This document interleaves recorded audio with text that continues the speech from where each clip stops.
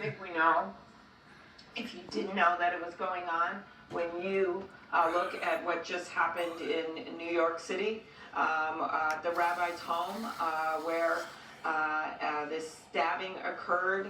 Can you imagine, at a time that was supposed to be joyful, of a holiday, and you have this madman, anti-Semitic, coming in and stabbing people in the rabbi's home. We've seen that time and time again in this country. And I actually go back to my days that I mentioned when I was the head county attorney in our biggest county. And I took on hate crimes in a big way then.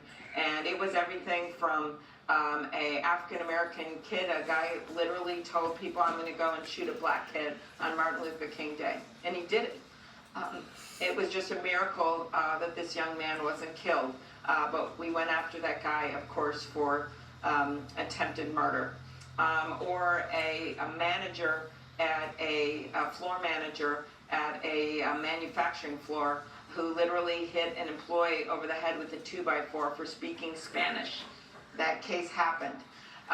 Since I've been in the Senate, we had a mosque that was bombed in Minneapolis, by suburb of Minneapolis, by white nationalists. And that's why, when you look at this, we have seen this increase in hate crimes in this country. Many of them involving synagogues, like we saw at the Tree of Life Synagogue, and many involving other religious centers. So the first thing you do is you make sure you have an attorney general in place that is going to make this a priority. That's number one.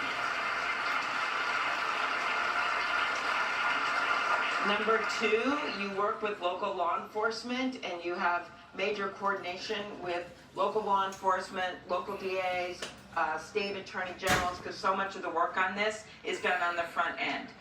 You look at how you can look for the signs, right? Some of this is everything from schools to social media, and by the way, having enough counselors and other people in the schools to identify this, which, as you know, as we talked about gun violence, is not just about mass shootings, it's also about everyday violence and what we can see. And then the third thing is education, and making sure that people understand this right to worship and how fundamental it is.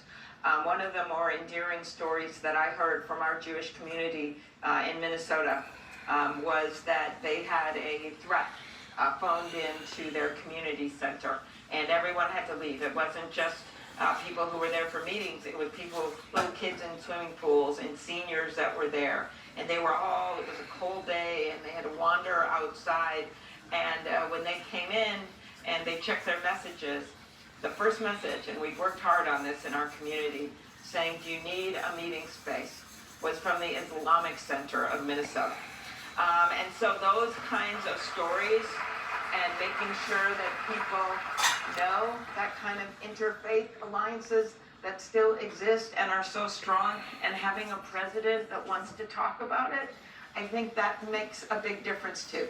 It's knowing how you enforce the laws. It's putting people in place that will do it. But it is also having the heart to actually make it a priority. Hey everybody, a reminder, or perhaps some information we didn't know. Racism is an actual listed mental illness in the Oxford Dictionary of Personality Disorders as of 2012. So listening to Senator Klobuchar reminds me to explain to you that if you know of somebody who has a problem and they express it with extreme racism, you should definitely recommend them for psychiatric help. This is not a joke.